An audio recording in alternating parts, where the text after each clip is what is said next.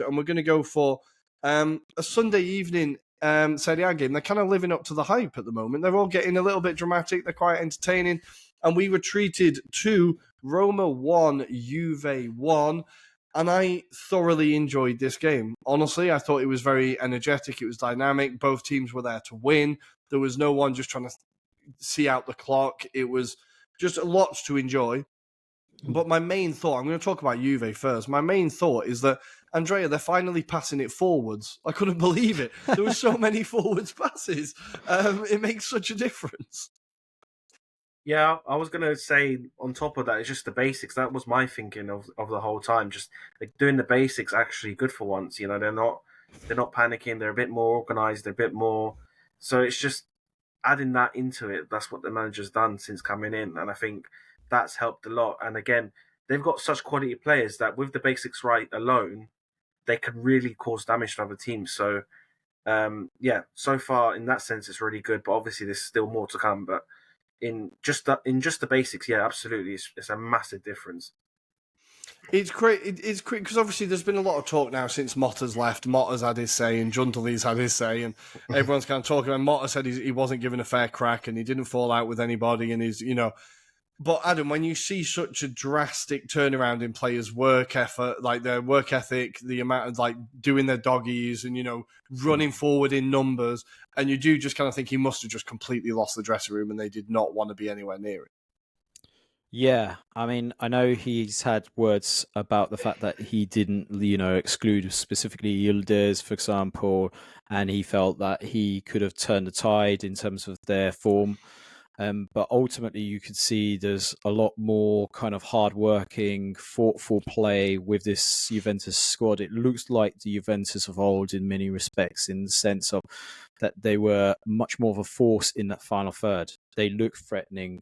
They looked quite fluid in moments as well. When they had transitions of play, they actually were threatening against this Roma side. And, they felt like there could have been goals. There certainly could have been if there was a better striker for Juventus, which we'll get into detail. To that. Yeah. We'll get into detail shortly.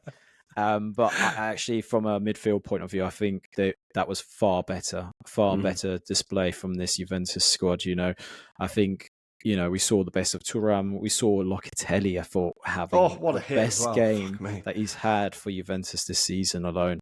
And this, whilst you kind of think about certain players like Timothy Weah, for example, Weston McKennie, these players, they're getting a bit more of a structure to go get it out. And I feel that's a lot to do with the fact that Igor Tudor is probably unlocks a bit of the shackles that maybe Motta had drilled into this squad, in terms of philosophy.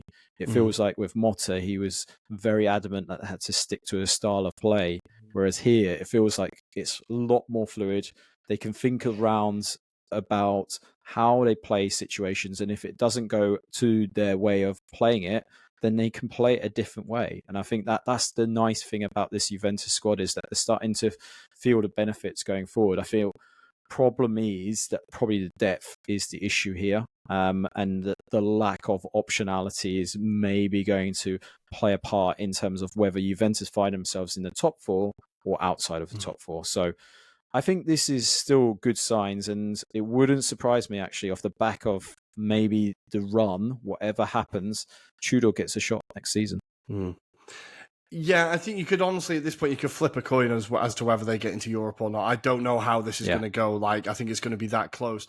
But I think they must have one eye on, okay, if this goes well, then we'll allow him to carry on. I don't think it's as short term as the Ranieri deal is, for example, if you know what I mean. I feel like there is a bit more of an optionality there. But I wanted to also talk, Andrea, about the defence, because I really enjoyed Kalulu's performance. I thought he was fantastic. And I thought he's a player that maybe quietly this year has been doing quite well. When he moved from Milan, I definitely laughed at it. I don't think I was the only one who laughed at it. But it seems like, especially in this game, he played really well. I think quietly he's been doing okay.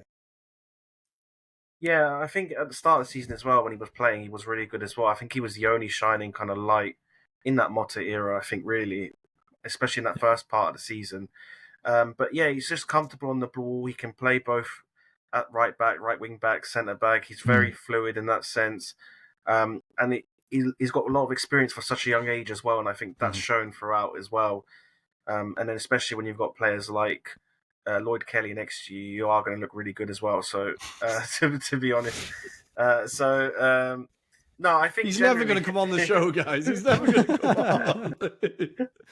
We don't need him. I feel bad, but it has to be said every time. No. But no, honestly, yeah, he's shown a lot of promise, and I think for the fee, I think it's quite a high fee they ended up paying, or they're going to pay for him. I think in the long run, it'll be worth it. He's only like, what, 22, 21, 22? Yeah. So bags of years ahead of him as well. And he just looks like he suits it. He just suits the style, system, and yeah, I can see him just getting better and better at Juve.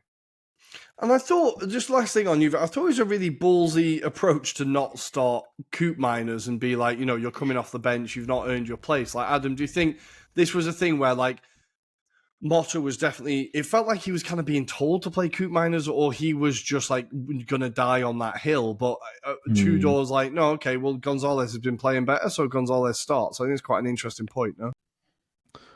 Potentially. I personally, I mean, I think it's down to form. It's probably a confidence thing as well with Coop Miners as well. I think I've not been of that opinion that he's brought too much to this Juventus squad. I don't know how he's managed to hoodwink everyone in terms of, that season at Atalanta versus what we've got now. It feels like we've got the Timu version of Coop Miners, haven't we, this season? And look, I just think from a Tudor perspective, he's playing players that fit his philosophy, his style of football.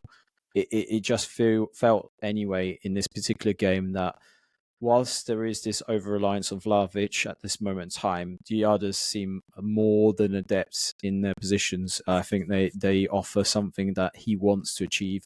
We saw very much similar with Tudor when he was with Hellas Verona, for example. We saw murmurs of this. Even at Lazio, when he was there briefly, you could kind of see this was the style that he was trying to formulate there as well. So I think this is definitely a match that works together. Yeah, well, I think he's just being brought in by clubs to fix, fight fires and then disappear. Just this little hero that just pops up. But it is looking a lot better from Juve. And it was actually, relatively entertaining. So I was quite happy with that. But let's talk about Roma. Well, we need to firstly talk about our boy, my boy, our boy, Eldor. Andrea, he keeps popping up. I said it, and everyone laughed at me, and I was like, this guy, he's not that bad, honestly. He's going to come up with big moments. He got the winner in the Europa League before they went out, and now he's got the equaliser against Juve. He tried his best to miss it, but it did end up going in, so it counts, right? I was going to say, he almost missed it. I was thinking more about that than he scored. But honestly, knowing you, we know when he scores a goal every time now. So it's just, how many times we're going to hear that message in the group chat, I don't know. But a few more times this season, I'm telling you. He's not done yet. I don't know where it's come from, honestly. He was gone, and now all of a sudden, it's a few goals now. Can't count the big man out. I remember him from his Empoli days. He was killing it. But I really enjoyed that goal. But Adam, we need to talk about the Svilar save as well. I've now finding in our WhatsApp chat, I just called him Portuguese matey because I couldn't remember his name. But I've now remembered this Rui Patricio. It now seems mental that he was starting ahead of Svilar. Just how well he's done since he's come into the team, and that save was unbelievable. Massively. I think he is. Personally, I was reflecting on this earlier. I think he's probably the best Serie A keeper based on form right now. Wow. Because I think he's really elevated himself this season. He's saved Roma on numerous occasions. I think without him, I think Roma dropping points pretty much. I think if it wasn't for his performances, and you could see actually how much better he is, how much more mature he is. You don't see moments of unease or moments where you're worried about what he's going to perform for you. It feels like you've got a comfortable pair of hands, and that save really typified what a pair of safe hands. And even Gigi Buffon kind of commented that he's really impressed by his Svilar. That he's been absolutely immense. I mean, do we actually think there's anyone that can compete apart from maybe Jan Sommer and maybe Meret at a push?